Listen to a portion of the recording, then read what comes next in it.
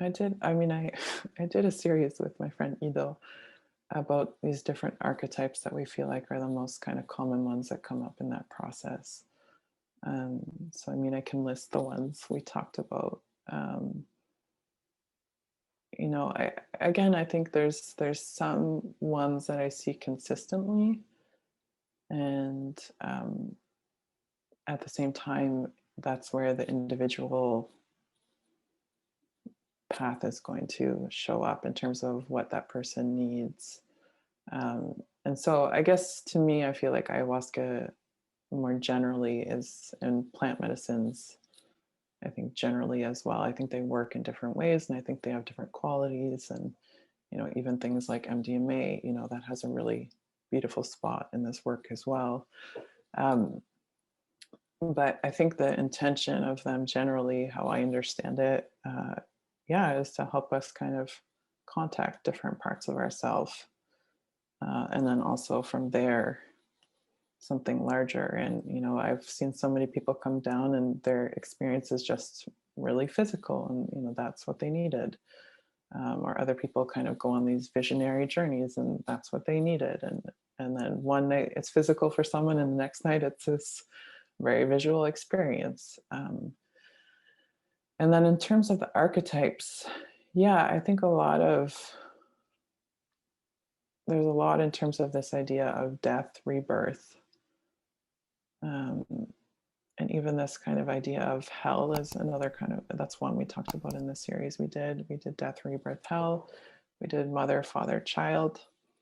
I think those are archetypes that people need to bounce up against in terms of just working through their own personal history. And oftentimes the internalization of those archetypes. So if you had a really controlling mother, how that's still showing up in your psyche and in your personality, and how you can choose to work with this, and how do you work with the physical mother, whoever that was for you, the internalized mother, and then also this idea of a spiritual mother, um, and how you can start to shift your relationship. That's been a really big thermometer for me in terms of this work, is where am I at with my physical mother, like how am I relating to her, um, and where does that speak in terms of where I'm at with my process. And then we also looked at the healer, the victim, and the serpent. So those were the ones we did in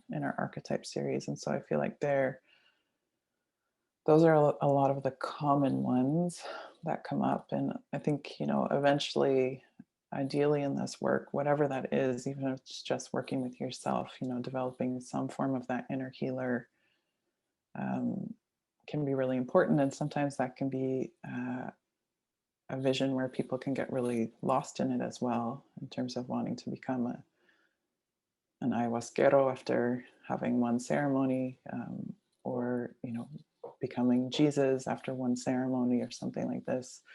But how to come into balance with in terms of that idea of how to hold space for yourself, how to um, also be kind to others. One thing that I really appreciated, um, there was one of the healers at the temple that I was working with, was talking to me about having kind thoughts. Essentially is kind of what I would boil it down to, that on some level I needed to also start to work to like clean my thoughts in terms of how I view others and the world, and that was a huge piece of the work. And if you're going to want to work with this family, that's a piece of, they were just talking to me about it, that's a piece of their practice of their dieta, is that you need to be operating from a certain mind space, because that's how you amplify the plants essentially.